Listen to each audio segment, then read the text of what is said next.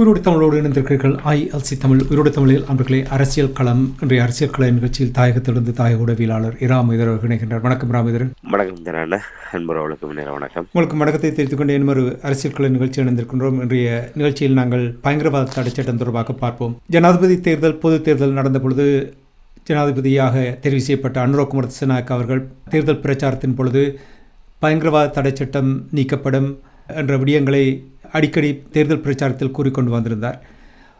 ஓராண்டு கழிந்து இந்த நிலையில் இதுவரையில் பயங்கரவாத தடை சட்டம் நீக்காத நிலையில் இப்பொழுது புதிதாக முன்னர் இருந்த பயங்கரவாத தடை சட்டத்துக்கு மாற்றீடாக புதியொரு பயங்கரவாத தடை சட்டத்தை முன்மொழிந்திருப்பது போல் அங்கே கூறப்படுகின்றது. இது மக்களுடைய பார்வைக்கும் விடப்பட்டிருப்பதாக கூறப்படுகின்றது. முதல் இந்த மாற்றீடு கொண்டு வரும் பயங்கரவாத தடை சட்டம் தொடர்பாக என்ன நிலைப்பாடு என்று கூறுவீர்களா? நிச்சயமாக நீங்கள் குறிப்பிட்டதை போன்று பயங்கரவாத தடை சட்டத்தை முற்றுமுழுதாகவே இல்லாமல் செய்ய வேண்டும் என்பதுதான் 2024 ஆண்டு ஜனாதிபதி தேர்தலை வெற்றி பெறுவதற்கு முன்னர் நிலைப்பாடு. குறிப்பாக ஜனாதிபதியாக இருக்கக்கூடிய அனுரகுமார திசாநாயக்க அவர்களே பயங்கரவாத தடை சட்டம் என்பது தேவையில்லை, இந்த நாட்டுக்கு தேவையில்லை, முற்றுமுழுதாக நீக்கப்பட வேண்டும் என்று கூறிய ஒருவர் இன்று அந்த பயங்கரவாத தடை சட்டத்தை நீக்க வேண்டும் என்ற அந்த பன்னாட்டு அழுத்தங்களுக்கு முகம் கொடுக்கக்கூடியவராக அதற்கு மாற்றீடாக பயங்கரவாதத்திலிருந்து அரசை பாதுகாக்குகின்ற சட்டம் என்கின்ற வகையிலே ஒரு முன்மொழிவை கொண்டிருக்கின்றார்கள். அதிலே தெற்கிலங்கையிலே மிகப்பெரிய ஒரு கொதிநிலையை இது ஏற்படுத்தி இருக்கின்றது.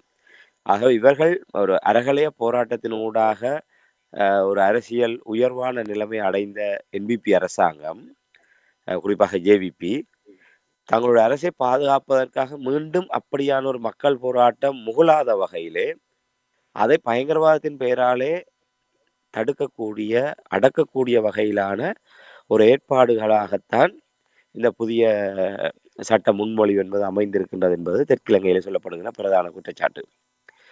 அந்த வகையிலே தான் இவர்கள் அந்த பயங்கரவாதம் எது பயங்கரவாதம் என்கின்ற வரையறுக்கக்கூடிய ஒரு இடத்திலே அவர்களுடைய அந்த வரையறை என்பது அவர்கள் நினைக்கின்ற ஒன்றுக்கு அவர்களினால் அதுக்குரிய வரைவிலக்கணத்தை கொடுக்க முடியும். அதற்கேற்ற வகையிலே தான் சொல்லாடல்களை அவர்கள் பயன்படுத்தி இருப்பதாக சுட்டிக்காட்டப்படுகின்றது.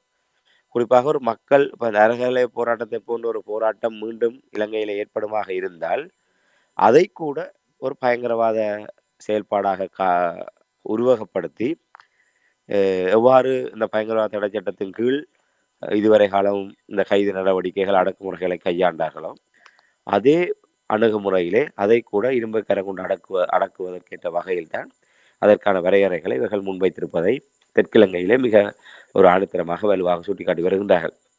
இப்படியான ஒரு நிலையில்தான் இந்த புதிய பயங்கரவாத தடை சட்டத்துக்கு எதிராக தெற்கிலங்கை நாடு முழுவதுமே மிகப்பெரிய ஒரு எதிர்ப்பலைகள் தோற்றுவிக்கப்பட்டு வருகின்றது. அதிலும் குறிப்பாக ஜனநாயக ரீதியான குரல்களை பயங்கரவாதத்தின் பெயரால் அடக்கி ஒடுக்குகின்ற மிக மோசமான சர்வதிகாரத்தனத்துடைய வெளிப்பாடாக இந்த விடயம் சுட்டிக்காட்டப்படுகின்றது.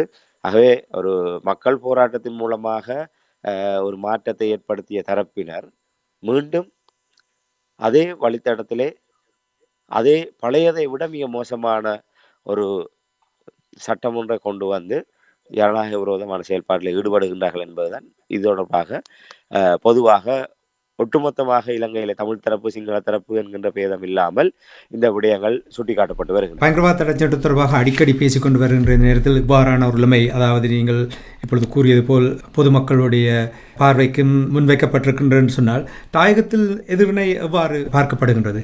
இந்த 28ஆம் தேதி வரை மக்களிடமிருந்து இது தொடர்பான அபிப்பிராயங்கள் கேட்கப்படுவதற்கான ஒரு சந்தர்ப்பத்தை இந்த அரசாங்கம் ஏற்படுத்தியதாக அவர்கள் சொல்லிக் கொண்டிருக்கின்றார்கள். ஆகவே அந்த இடைப்பட்ட காலத்துக்குள்ளாக தமிழ் தரப்பு தங்களுடைய நிலைப்பாட்டை வெளிப்படுத்த வேண்டும் என்ற நோக்கத்தோடு வடக்கு கிழக்கு தழுவியதான குடிசார் அமைப்புகளுடைய ஒரு கூட்டுணைந்த முயற்சியாக சுமார் 1 லட்சம் கையெழுத்துக்களை இதற்கு ஆதரவாக, அதாவது இந்த எதிரான முயற்சிக்கு ஆதரவாக பெற்று அதை நீதி அமைச்சருக்கு அனுப்புவதற்கான நடவடிக்கைகள் கடந்த 14ஆம் தேதியிலிருந்து முன்னெடுக்கப்பட்டு வருகின்றது. இன்றைய தினம் வரை அந்த கையெழுத்து போராட்டம் வடக்கு கிழக்கெங்கும் முன்னெடுக்கப்பட்டு வருகின்றது. ஆகவே அதனுடைய சாராம்சம் என்பது பழசும் வேண்டாம் புதுசும் வேண்டாம், பயங்கரவாத தடை சட்டமும் வேண்டாம், பயங்கரவாதத்தின் அரசியல் பாதுகாக்கின்ற சட்டமும் வேண்டாம். மொத்தத்துல தமிழ் மக்களுடைய நிலைப்பாடு என்பது பயங்கரவாத தடை சட்டம் வேண்டவே வேண்டாம். அது பழசாக இருந்தாலும் சரி, புதுசாக இருந்தாலும் சரி, பயங்கரவாத தடை சட்டம் வேண்டவே வேண்டாம் என்பது தமிழ் மக்களுடைய நிலைப்பாடாக இப்ப அவர்கள் பொதுமக்களுடைய கருத்துக்களை கேட்பதற்கான அவகாசத்தை வழங்கினாலும், இங்கே ஒரு குடிசார் அமைப்புகளாக தனித்தனியே அந்த விடயங்களை ஒரு ஒரு தேசமாக வெளிப்படுத்தக்கூடியதான ஒரு நிலைப்பாடு இல்லை. ஆகவே இப்படியான கையெழுத்து போராட்டத்தின் மூலமாக வடக்கு கிழக்கு தழுவியதாக சுமார் 1,00,000 கையெழுத்துக்களை பெற்று அவ்வளவு பேருடைய நிலைப்பாடும் பழசும் வேண்டாம் புதுசும் வேண்டாம் என்கின்ற ஒரு தீர்மானமாக அரசாங்கத்துக்கு கையளிக்கின்ற வகையிலான முயற்சிகள் முன்னெடுக்கப்பட்டு வருகின்றது. அது வெறுமனே நீதி அமைச்சராக மட்டுமல்லாமல் ஐக்கிய நாடுகள் பாதுகாப்பு அதாவது பொதுச் செயலாளருக்கும் ஐநா மனித உரிமை ஆணையாளருக்கும் ஐரோப்பிய ஒன்றியத்துக்கும் உலக சர்வதேச நாணய நிதியத்துக்கும் மற்றும் பல்வேறு பன்னாட்டு மனித உரிமை அமைப்புகளுக்கும் அதனுடைய பிரதிகள் அனுப்பி வைக்கப்பட இருக்கின்றது. ஆகவே ஒரு சர்வதேச ரீதியாகவும் தமிழ் மக்களுடைய நிலைப்பாட்டை வெளிப்படுத்தக்கூடியதான ஒரு முயற்சியாக இது முன்னெடுக்கப்பட்டு வருகின்றது. ஆகவே இவர்கள் ஒரு வடக்கு கிழக்கு தழுவியதான குடிசார் அமைப்புகள் ஒரு ஒருங்கிணைவில் இந்த விடயம் முன்னெடுக்கப்பட்டாலும் அவர்கள் லாபகமாக அந்த விடயங்களை கையாண்டு வருகின்றார்கள். அது தொடர்பான அந்த கையெழுத்து படிவங்கள் அந்த பிரதான அந்த கோரிக்கை அந்த நிலைப்பாட்டை அந்தந்த இடங்களில் இருக்கக்கூடிய தரப்பினருக்கு மின்னஞ்சல் ஊடாகவோ இல்லை வேறு வழிகளிலே அனுப்பி அதை அவர்கள் அங்கே பிரதி எடுத்து அதிலே கையொப்பங்களை பெற்றதுக்கு பிற்பாடு அந்த விடயங்கள் சேகரிக்கப்பட்டு இந்த தரப்பினரால் ஒரு தொகுக்கப்பட்டு அங்கே வழங்கப்பட இருக்கின்றது.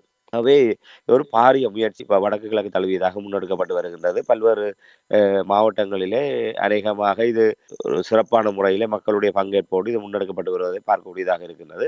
பல்கலைக்கழக மாணவர்களும் இதிலே ஒரு காத்திரமான பங்களிப்பை செய்திருக்கின்றார்கள். இப்போ இந்த விடயம் தொடர்பாக நாங்கள் நேரடியாக அவதானிக்கின்ற போது பத்துள்ளடக்கம் பொழி என்று வரையான மக்கள் பேரெழுச்சி இயக்கத்தினுடைய இணைத்தலைவரும் சிவகுரு ஆதீனத்தினுடைய குரு முதல்வருமாக இருக்கக்கூடிய தவ திரு வேலன் சுவாமிகள் மற்றும் குரலற்றவர்கள் குரல் அமைப்பு ஒருங்கிணைப்பாளர் கோமகன் மற்றும் சிறகுகள் அமைப்பை சேர்ந்தவர்கள் மற்றும் இந்த அடையா வழக்கு போராட்டத்தில் ஈடுபட்டவர்கள் என தரப்பினர் இதிலே தீவிரமாக அவர்களால் முன்னின்று செயல்பட்டு வருவதை பார்க்கக்கூடியதாக இருக்கின்றன. ஆகவே அந்த கையெழுத்துகள் பெறுகின்ற போது அந்த கையெழுத்து போராட்டம் இடம்பெறுகின்ற இடங்களை அவதானிக்கின்ற போது கணிசமாக மக்களிடையே தொடர்பாக தெரியாது. தமிழ் மக்களிடையே தெற்கிழங்கையில் ஏற்பட்ட அரசியல் விழிப்புணர்வு என்பது இந்த புதிய பயங்கரவாத தடை சட்ட முன்மொழி தொடர்பாக ஏற்பட்ட விழிப்புணர்வு என்பது தமிழர் தாயகத்தில் தெரியாது. அதுல என்ன இருக்கின்றது, அது எவ்வாறான ஆபத்து இருக்கின்றது, அது வந்தால் எப்படியான ஒரு அடக்குமுறை மீண்டும் இங்கே கட்ட விழும் என்கின்ற விடயம் தொடர்பான எந்த விழிப்புணர்வும் இல்லை. அது தொடர்பாக எங்களுடைய அரசியல் தரப்பினர் பெரிய கரிசனை செலுத்தியதாக இல்லை. அதுதான் மிகப்பெரிய பிரச்சனை. இப்ப தெற்கிழங்கையிலே அரசியல் தரப்பினர் சிவில் தரப்பினர் ஒட்டுமொத்தமாக இதற்கு எதிராக செயல்படுகின்ற போது எங்களுடைய தரப்பினர் இதிலே மிகப்பெரிய அளவிலே எதிர்வினை ஆற்றவில்லை. இவர்கள் ஏற்கனவே மக்களை ஒரு அரசியல் தெளிவூட்டுகின்ற விடயங்களிலே மிகப்பெரிய தோல்வியை கண்டிருக்கின்றார்கள். அதனுடைய பிரதிபலிப்பாக இந்த விடயத்தில் மக்களிடையே மிகப்பெரிய ஒரு தெளிவில்லாத தன்மை காணப்படுகிறது. இந்த கையெழுத்து போராட்டத்தின் போது அதை உணரக்கூடியதாக இருக்கிறது. அந்த மக்கள் அதில் ஒரு கணிசமானவர்களுக்கு அதில் விளக்கம் சொல்லப்படுகின்ற போது அவங்க ஆர்வத்தோடு கேட்கின்றார்கள். எதற்கு கையெழுத்து பொதுவாக தமிழர்களிடையே ஒரு கையெழுத்து போராட்டம் ஒரு ஒரு குறிப்பாக ஒரு சிலர் இந்த போராட்டங்களை முன்னிலைப்படுத்தக்கூடியவர்கள் அடையாளப்படுத்துகின்ற போது இவங்கள் ஏதாவது செய்தால் தேவையில்லாதவையெல்லாம் பார்ப்பாங்க. இவங்கள் கேட்கறதுக்கெல்லாம் நாங்கள் ஓம்படக்கூடாதுன்ற நிலப்பாடு மக்களிடம் இருக்கு. ஏன்னா தேவை சோழி இல்லாமல் நாங்கள் எங்கட வேலையை பார்க்கணும் என்ற அளவுக்கு மக்கள் ஒதுங்குகின்ற தன்மைகள் இருக்கின்றது. அப்படி இந்த தரப்பினரை பார்த்து மக்கள் ஒதுங்கி போகின்ற ஒரு நிலைமையும் இருக்குது. ஆனால் அதையும் கடந்து அங்கே ஒரு விளக்கம் அளிக்கப்படுகிறது. பயங்கரவாத தடை சட்டம் முன்மொழிவு என்ன சொல்லப்படுகின்றது, அது வந்த எப்படியான ஆபத்துகள் இருக்கின்றது. இதே ஒரு அரசியல் தரப்பினரோ இல்லை தொடர்ச்சியாக இதே அணுகுமுறையில் ஒரு சிவில் தரப்புகள் மக்களை தெளிவுபடுத்தி அரசியல் மயப்படுத்துகின்ற வேலை திட்டங்கள் கட்டாயம் முன்னெடுக்கப்பட வேண்டிய படிப்பினை இதில் கொண்டு வந்திருக்கு. அப்படி இவர்கள் ஒரு கருத்து பரப்புரை செய்து அவர்களுடைய ஒரு விளக்கத்தை கொடுக்கின்ற போது அவர்கள் தாங்களாக விருப்பத்தோடு வந்து கையெழுத்து வைக்கின்றார்கள். ஒரு 100 பேர் ஒரு இடத்துல இப்போ இந்த புதிய பயங்கரவாத சட்டத்துக்கு எதிராக கையெழுத்து வைக்கின்றார்கள் என்றால் ஒரு 10-20 பேர் அந்த பதாகையை பார்த்தவுடன் தாங்களாகவே வந்து கையெழுத்து வைக்கின்றார்கள். மிகுதி 80% மாணவர்கள் அந்த கருத்து பரப்புரை மூலம்தான் அந்த கையெழுத்திட வைக்கக்கூடிய ஒரு நிலைமை காணப்படுகின்றது.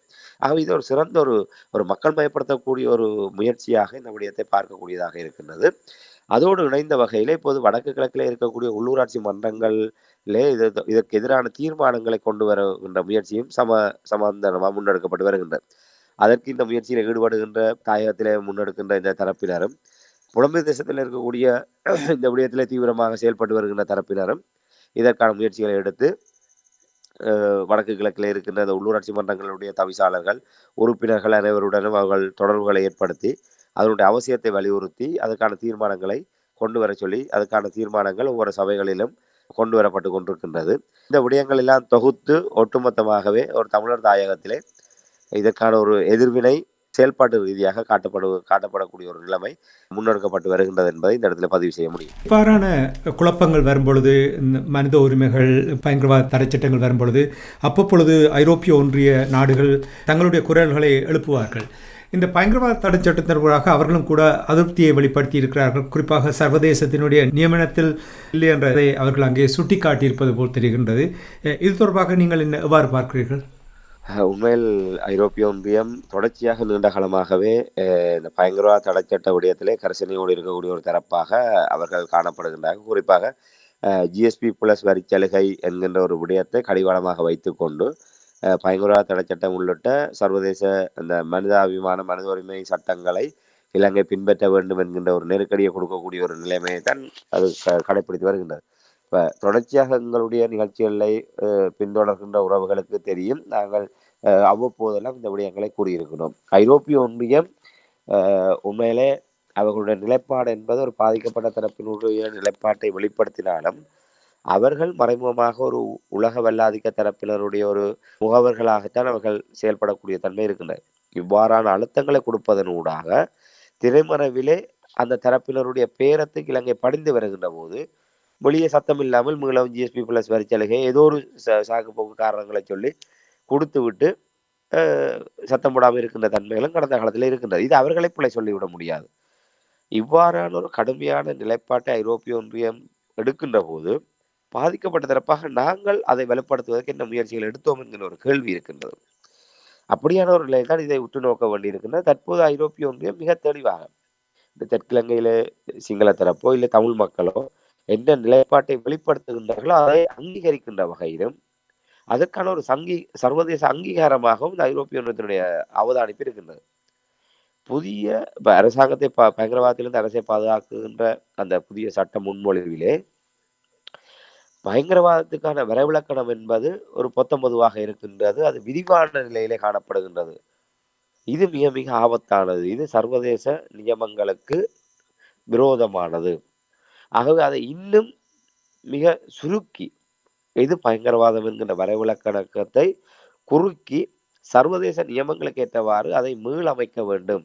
இல்லை என்று சொன்னால் ஜிஎஸ்பி பிளஸ் வரிச்சலுகை தொடர்பான நிலைப்பாட்டை தாங்கள் என்னால் அதில் சொல்லப்பட்டிருக்கின்ற அடிப்படை இந்த மனித உரிமை இந்த விடயங்கள் எல்லாம் பேணப்பட்டிருக்கின்ற நாட்டிற்கு தான் இந்த சலுகைகளை வழங்க முடியும் என்கின்ற ஒரு நிபந்தனை இருக்கின்ற. ஆகவே அந்த விடயங்களை நடைமுறைப்படுத்த வேண்டிய ஒரு நிலைமைக்கு தள்ளப்படுவோம் என்ற வகையில் ஐரோப்பிய ஒன்றிய தரப்பிலிருந்து அந்த விடயம் சுட்டிக்காட்டப்பட்டிருக்கின்றது. ஆகவே இது ஒரு சிறந்த ஒரு தமிழ் தரப்பு ஒட்டுமொத்தமாக இதற்கு முன்னர் 2024 ஆண்டுக்கு முன்னர் பயங்கரவாத தடை சட்டத்துக்கு எதிராக தமிழ் மக்கள் தான் தனியே போராடுகின்ற நிலைமை இருந்தது. அறகலைய போராட்டத்துக்கு பின்னர் ரணில் விக்ரமசிங்க இடைக்கால ஜனாதிபதியாக வந்ததுக்கு பிற்பாடு எவ்வாறு அந்த பயங்கரவாத தடை சட்டத்தை சிங்கள இளைஞர்களுக்கு எதிராக சிங்களவர்களுக்கு எதிராக பயன்படுத்த வெளிக்கிட்டார்களோ அப்போது அவர்கள் உணர்ந்து கொண்டார்கள் இந்த பயங்கரவாத தடை சட்டம் எப்படிப்பட்ட ஒரு ஆபத்தான ஒன்று. இன்று தமிழர்களுக்கு முன்னரே சிங்களவர்கள் இதை எதிர்க்கின்றார்கள். ஆனால் இந்த எதிர்ப்பு போராட்டத்தினூடாக முகழ்ந்த அரசாங்கம் தங்களை பாதுகாப்பதற்கு அந்த விடயத்தையே கையில் எடுக்கின்றார்கள்.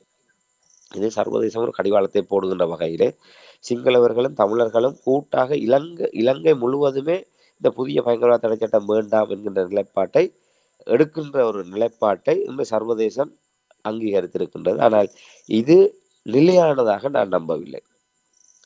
இது எப்படி நாங்கள் இந்த விடயத்திலே ஐரோப்பிய ஒன்றியத்தை இதிலிருந்து பின்வாங்க விடாமல் எப்படி நாங்கள் தக்க வைக்கப் போகின்றோம் என்பதுதான் இதனுடைய அடுத்த கட்டம் தங்கி இருக்கின்றது. இப்போது இந்த கையெழுத்து பிரதி பெறுகின்ற போது அதற்கான ஒரு முன்னாய்த்த அந்த கடிதத்திலே அந்த இந்த கையெழுத்து போராட்டத்தோடு இன்னொரு இந்த கவரிங் லெட்டர்னு சொல்லக்கூடிய ஒரு ஆவணமும் இதோடு சேர்த்து அனுப்பப்படுகின்ற போது அதிலே மிக தெளிவாக இந்த விடயங்களை எல்லாம் சுட்டி காட்ட வேண்டிய ஒரு தேவை இருக்கின்றது. ஐரோப்பிய ஒன்றியம் இந்த நிலைப்பாட்டிலிருந்து பின்வாங்காது. பயங்கரவாத தடை சட்டம் என்பது எங்களுக்கு அவர்கள் சொல்கின்றார்கள் இதை வரையறுக்க வேண்டும் என்று. தெற்கிலங்கையிலும் தமிழ் மக்களுடைய நிலைப்பாடு என்பது புது செம்பேண்டாம் பல செம்பேண்டாம் என்று. ஆகவே அங்கேதான் அந்த சர்வதேசம் ஒரு சின்ன ஒரு நெகிழ்வு போக்கை கடைபிடிக்கின்றது. நீங்கள் பயங்கரவாதத்துக்கான வரைவிலக்கணத்தை இன்னும் குறுக்கி ஒரு வரையறுத்துக் கொள்ளுங்கள் என்று. ஒட்டுமொத்தமாக தமிழ் சிங்கள தரப்பினுடைய நிலைப்பாடு என்பது வேண்டவே வேண்டாம். புதுசும் வேண்டாம், பழசும் வேண்டாம், பயங்கரவாத தடை சட்டமே வேண்டாம்.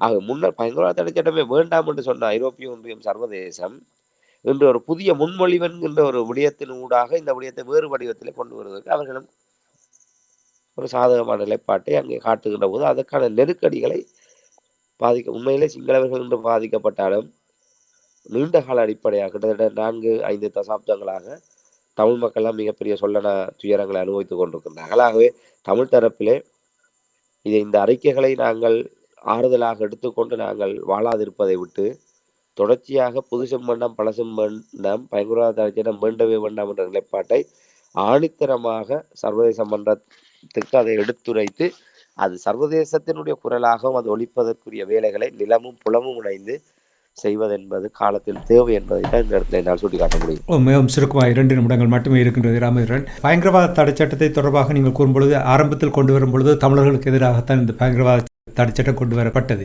ஆனால் சமீப காலத்தில் நீங்கள் பார்த்தீர்கள் கொஞ்சம் கொஞ்சமாக சிங்கள மக்களுக்கும் அது பயன்படுத்தப்பட்டது. அதனால் சிங்கள மக்கள் இதை எதிர்ப்பதாக கூட கூறுகின்றார்கள். அவர்களும் இந்த கையொப்ப எழுத்து போராட்டத்தில் ஈடுபட்டிருக்கிறார்களா? இல்லை, அவர்கள் அங்கே கையெழுத்து போராட்டம் என்பதை விட அவர்களுக்கு அங்கே எதிர்ப்பு போராட்டங்களை அவர்கள் பரவலாக பல வடிவங்களிலே முன்னெடுத்து வருகின்றார்கள். தமிழ் தரப்பு தான் இந்த கையெழுத்து போராட்டத்தை, அதுவும் குடிசார் அமைப்புகள் இதில் ஈடுபட்டு கொண்டிருக்கின்றது. அரசியல் தரப்பினர் இது தொடர்பாக இதுவரை எந்த விதமான ஒரு காத்திரமான நடவடிக்கைகளை எடுக்கவில்லை. வெறுமனே ஒரு அறிக்கைகளையும் பேச்சுகளையும் தான் பார்க்கக்கூடியதாக இருக்கின்றது. இதில் கணிசமான கட்சிகள், இந்த குடிசார் அமைப்புகள் முன்னெடுத்த இந்த முயற்சியிலே அரசியல் கட்சிகளும் அங்கே கையொப்பங்களை இட்டிருக்கின்றார்கள். கடந்த காலத்தில் இது நடந்திருக்கின்றது.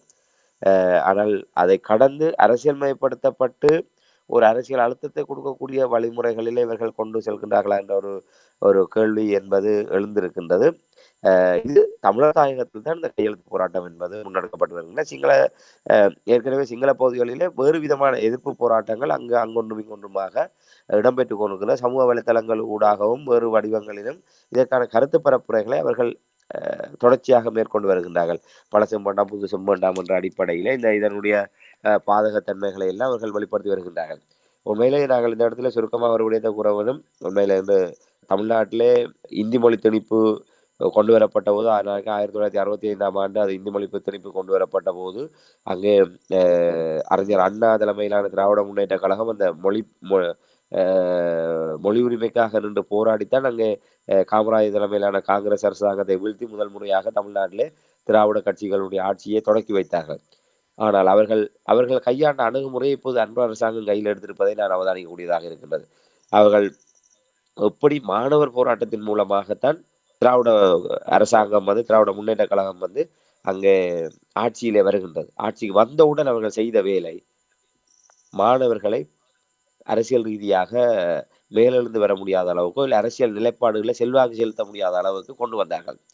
அதுவரை ஆண்டு இறுதியிலே இடம்பெற்று வந்த அந்த பரீட்சைகளை ஒவ்வொரு காலாண்டுகளுக்கு, ஒரு செமஸ்டர் என்று சொல்லக்கூடிய காலாண்டுகளுக்கு கொண்டு வந்து முழுக்கவே மாணவர்களை படிப்பிலே கவனம் செலுத்தக்கூடிய வகையில், படிப்பை விட்டு வேறு விடயங்களிலே கவனம் செலுத்தாத வகையிலே அந்த பாடசாலை சிந்தனைக்குள்ளாகவே அந்த மாணவர்களை முளைய தலைமுறையையும் முடக்குகின்ற விடயங்களை மிக லாபகமாக செய்தார்கள். அதனுடைய தொடர்ச்சியாக 50 ஆண்டுகள் கடந்தும் தமிழகம் தொடர்ச்சியாக திராவிடத்திடம் சிக்கி சீரழிந்து கொண்டிருக்கின்றது.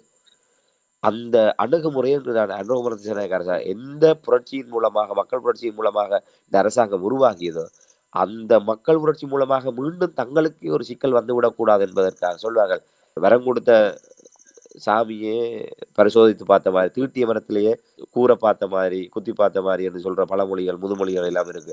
அப்படியான நிலைமை தங்களுக்கு நேர்ந்து விடக்கூடாது என்கின்ற முன்னெச்சரிக்கையோடு இந்த அன்றோமரத்து சேனாய்க்கு அரசாங்கம் இந்த விடயத்தை கொண்டு வந்திருக்கு. ஆனால் இது அவர்கள் தங்களை பாதுகாக்கிறதுக்காக கொண்டு வந்தாலும் ஒட்டுமொத்தமாக என்னால் இது மிருகத்தனமான பெரும்பான்மையோடு இருக்கக்கூடிய ஒரு தரப்புக்கு இப்படியான ஒரு சட்டத்தையும் நிறைவேற்றுகின்ற ஒரு நிலைமையை ஏற்படுத்தினால் நிச்சயமாக நாடு சர்வநாசமாக போகக்கூடிய ஒரு நிலைமை தான் உருவாகும் என்பதை தான் இந்த இடத்துல ஆணித்தரமாக கூற முடியும். நன்றி ராமேந்திரன். இன்றைய நிகழ்ச்சியில் இணைந்து பயங்கரவாத தடை சட்டம் தொடர்பாக புதிய பயங்கரவாத தடை சட்டம் கொண்டு வருவது தொடர்பாக விடயங்கள் பேசப்படுகின்றது, கையெழுத்து போராட்டங்கள் நடைபெறுகிறது, மக்களுக்கு தங்களுடைய கருத்துக்களை கூறுவதற்கு இடம் அளிக்கப்பட்டிருப்பது தொடர்பான விடயங்களையும் உயிரோடை தமிழ் உறவுகளோடு பகிர்ந்து கொண்டமைக்காக உயிரோடை தமிழ் அன்பர்கள் சார்பாக நன்றி குறிக்கணும். மீண்டும் ஒரு நிகழ்ச்சி இணைந்திருப்போம். அதுவரைக்கும் நன்றி, வணக்கம். நன்றி. எமது பார்வையாளர்களுக்கு வணக்கம். மக்களின் குரலாய் ஓங்கி ஒலிக்கும் இலக்கு மின்னிதழ் மற்றும் உயிரோடை தமிழ் வானொலி ஆகிய இவ்விரு ஊடகங்களும் உங்களைப் போன்ற எமது நேயர்கள் நண்பர்களின் ஆதரவிலேயே இயங்கி வருகின்றன. மிக குறைந்த வளங்களுடன் பல இடர்கள் மற்றும் தடைகளை தாண்டி பயணிக்கும் எமது ஊடகங்களின் பணிகள் மேலும் வளர உங்களால் முடிந்த நிதியுதவியை வழங்கி இன்னும் காத்திரமான செயற்பாடுகளை முன்னெடுக்க உதவுமாறு மிகவும் பணிவன்புடன் வேண்டி நிற்கின்றோம். உங்கள் பங்களிப்பு உங்களின் உரிமை குரலாய் ஓங்கி ஒலிக்கும். நன்றி.